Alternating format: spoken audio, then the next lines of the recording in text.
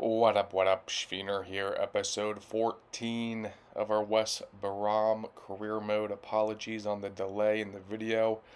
Been out of town for the last week and a half, but we are back.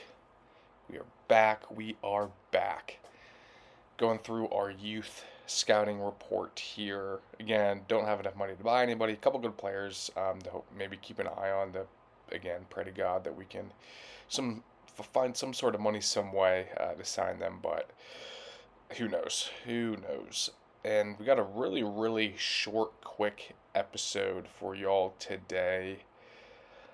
Only 3 games. I think there was only 3 games that were all league games this month. So absolutely rapid to get through. But we're getting closer to January. We're getting closer to the midway mark.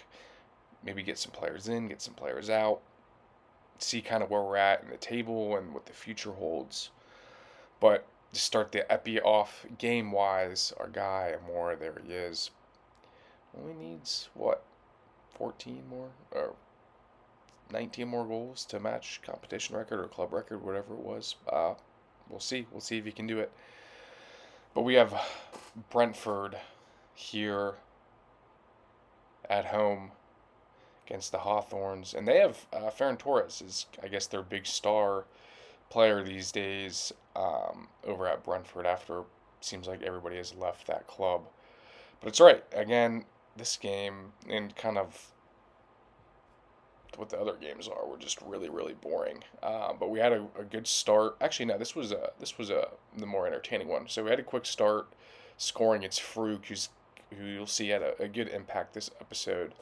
The Croatian Tony Fruk, banging it into the back of the net early on. I think we're about 5 minutes into the game, like blind, and our troubles of not clearing the ball almost came into effect here again. Griffiths with a great save as the ball came in and almost dipped in off the header. And the angle, watch this angle. This Brentford goalie, I don't know who it is, but an incredible save here. I think it was Amora getting that ball off, a little toe poke, and just boom. I think it was his right fist punching over.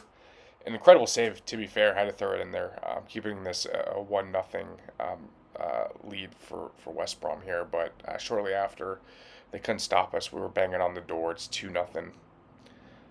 It's Amora adding 16 to that goal counter. Let's go, boys. Seems like we're easy breezy, lemon squeezy going through this game against Brentford, but about 10 minutes left in the game, they bag one back. It's nonsensical defending. Fouled him. The guy who I think we fouled ended up scoring the goal. So kind of, you know, ironic that he ended up scoring. It was Ferran Torres, right? But it was not enough. It was 2-1 at home. Good win against a tough Brentford side here. Up next, though, it's Leicester. I think we're away. I think we're at the King Power Stadium. Is what it's called, King Power. Yeah, we're in the green unis here, but loving the way we've been playing. It feels like we haven't lost in quite a while here, and took us 30 minutes to get our first attempt on goal, and we bottled it. And then they had one attempt on goal here. Griffiths with the great save.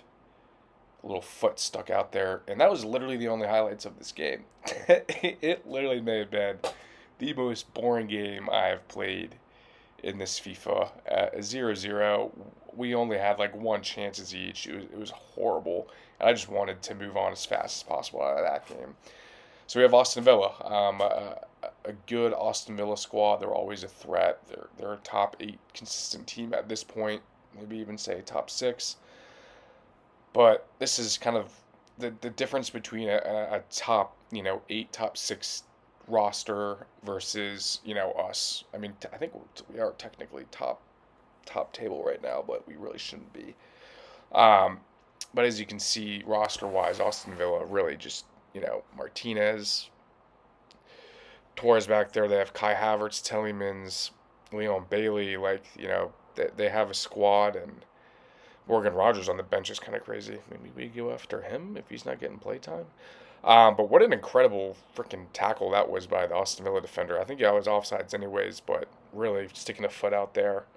And then night and day. I think the sun rose, or the sun went down, and kind of the coloring of the field looks completely different. And I don't know, maybe that sparked fruit getting a goal here. Probably not, but took 67 minutes again. Another boring game. Like, we had a couple of opportunities here and there, but it took almost 70 minutes for us to get a real opportunity and score it. So it's Fruit again. 2 goals in 3 games here, and ultimately getting us the winner, I think. Right? Oh my God, no, I forgot. I forgot how horribly we defended. That was so brutal. Oh my God, rewatching that was so freaking brutal, man. What were we thinking? And they're still running to the halfway point. They need to fix that crap. Maybe they have in a patch. I haven't played in like 2 weeks. But Kai Havertz, man, why is he at Aston Villa? That's kind of crazy.